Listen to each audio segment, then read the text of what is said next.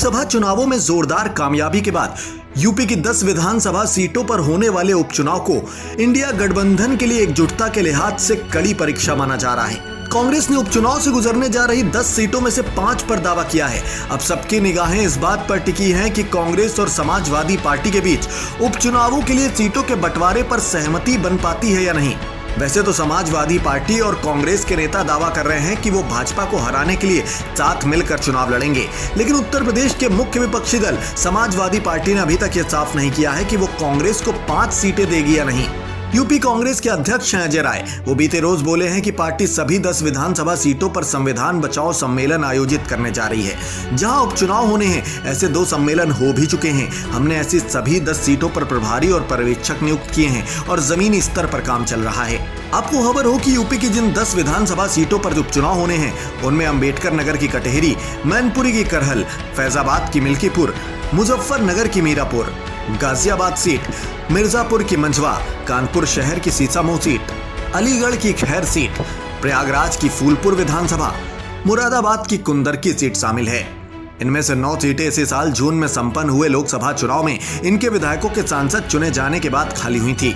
वहीं सीसामऊ सीट पर सपा विधायक इरफान सोलंकी को एक आपराधिक मामले में दोषी ठहराने के चलते उनकी सदस्यता रद्द किए जाने के कारण उपचुनाव हुए हैं।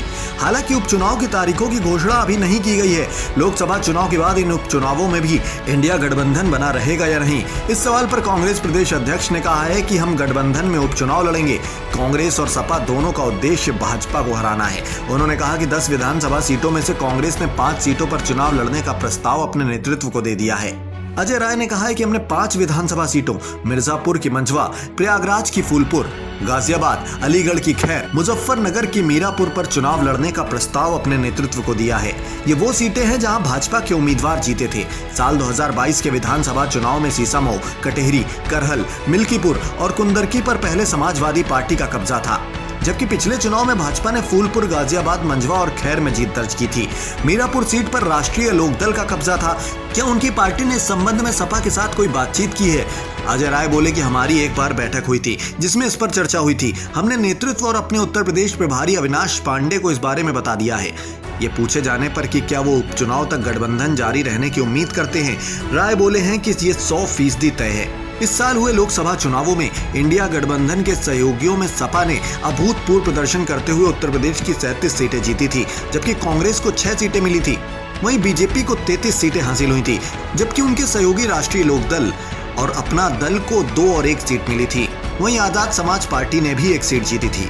उधर सपा के राष्ट्रीय प्रवक्ता और सचिव राजेंद्र चौधरी ने आगामी उपचुनाव में कांग्रेस से तालमेल के सवाल पर कहा कि ये बैठकर तय किया जाएगा। राष्ट्रीय नेतृत्व ही इस बारे में तय करेगा। वो बोले हैं कि हम उपचुनाव के लिए पूरी तरह से तैयार हैं। इंडिया गठबंधन सभी 10 सीटों पर जीत हासिल करेगा।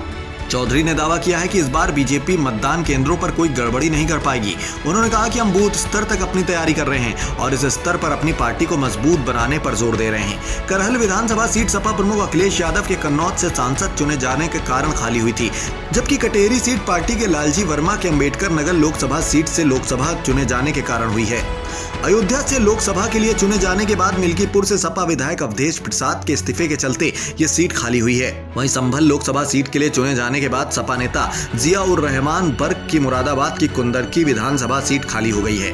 इसके अलावा बिजनौर से लोकसभा के लिए चुने जाने के बाद राष्ट्रीय लोकदल के चंदन चौहान ने मुजफ्फरनगर की मीरापुर विधानसभा सीट से इस्तीफा दिया है। इसी तरह गाजियाबाद विधानसभा सीट भाजपा के अतुल गर्ग की गाजियाबाद लोकसभा सीट से चुने जाने के बाद खाली हुई है। भाजपा के विनोद कुमार बिंद ने भदोही से लोकसभा के लिए चुने जाने के बाद मिर्जापुर की मंझवा विधानसभा सीट से इस्तीफा दे दिया, जबकि पार्टी नेता अनूप सिंह उर्फ अनूप सचान वाल्मीकि ने हाथरस लोकसभा सीट से चुने जाने के बाद अलीगढ़ की खैर विधानसभा सीट से इस्तीफा दिया है। तो भाजपा के प्रवीण पटेल ने फूलपुर लोकसभा सीट से लोकसभा के लिए चुने जाने के बाद प्रयागराज की फूलपुर विधानसभा सीट से इस्तीफा दे दिया है। नतीजतन इन सीटों पर उपचुनाव होने हैं। खैर दोस्तों, आपको क्या लगता है, इन उपचुनावों में इंडिया गठबंधन वजूद में रह पाएगा या नहीं? अपनी कीमती राय कमेंट बॉक्स में जरूर बताएं। साथ ही उत्तर प्रदेश से जुड़ी ऐसी तमाम खबरों से खुद को अपडेट रखने के लिए वीके न्यूज उत्तर प्रदेश के अलग अलग डिजिटल प्लेटफॉर्म से आप यूं ही जुड़े रहें।